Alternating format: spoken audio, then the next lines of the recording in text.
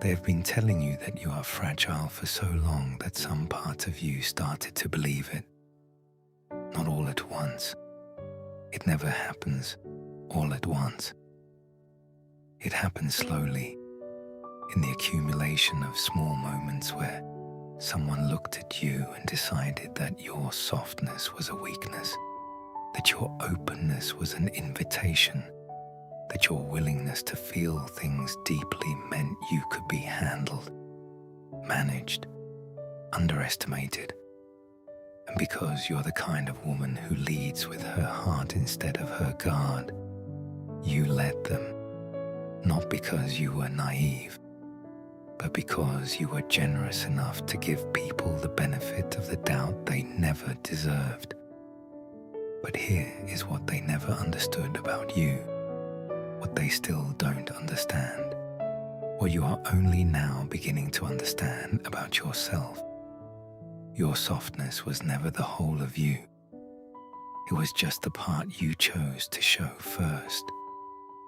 There is something ancient living inside you, something that was never tamed, never domesticated, never fully reached by all the years of being told to shrink, to soften, to make yourself easier to be around. It has been there the entire time, patient and watchful and extraordinarily still, the way only truly dangerous things know how to be still.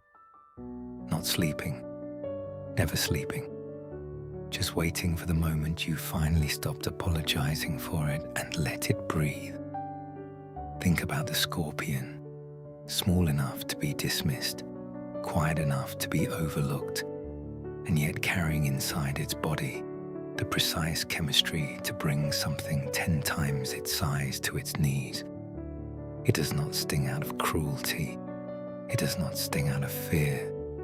It stings because it knows its own power completely, without question, without hesitation. And when the moment arrives, it does not second-guess itself or wonder if the response is too much.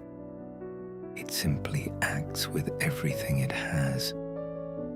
That is not violence.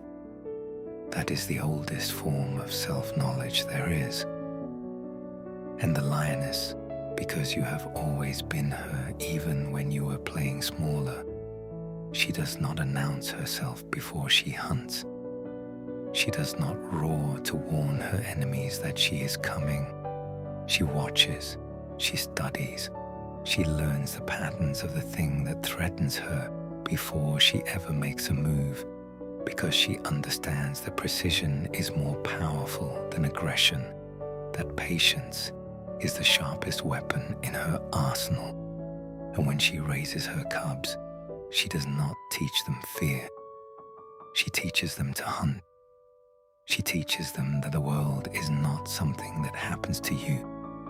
It is something you move through with your eyes fully open and your instincts fully trusted. You have been her in every season of your life that required you to protect something. Every time you stood between someone you loved and something that would have hurt them. Every time you rebuilt yourself after someone tried to dismantle you. Every time you got back up, not because it was easy, but because walking away from yourself was simply never an option. That was her. That has always been her. And the cobra, effortless, unbothered, gliding through spaces where she is both the most and least expected thing in the room. She does not waste her venom. That is the part people always miss about the most powerful creatures. They are not reckless with what they carry. They are surgical. They are deliberate. They let the room underestimate them, because an underestimated woman is a woman with every advantage. And they know that the moment of revelation, when it comes, will land with the full weight of every assumption that was ever made about her.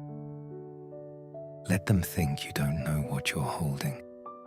Let them look at the softness and call it weakness. Let them look at the quiet and call it defeat.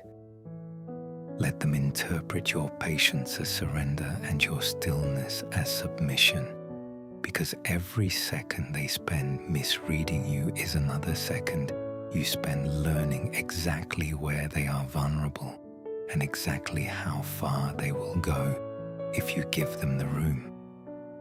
Because here is the truth about the people who call you fragile. They are not making an observation. They are making a wish.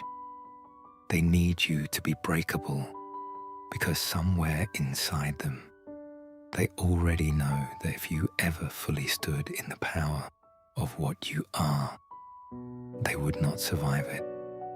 The fragility story is not about you. It has never been about you. It is about keeping you just uncertain enough, just doubtful enough, just distracted enough by the performance of being manageable, that you never turn around and look clearly at what is actually standing behind your eyes. And when they have pushed far enough, when they have taken your patience for permission, and your grace for weakness, and your silence for consent, that is when you stop explaining yourself. That is when you stop making yourself smaller to fit inside their limited imagination of what you are.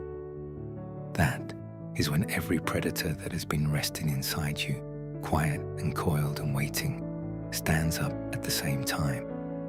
Not out of anger, not out of bitterness, out of the simple, devastating clarity of a woman who finally knows exactly what she is and has decided, completely and without apology, to act like it.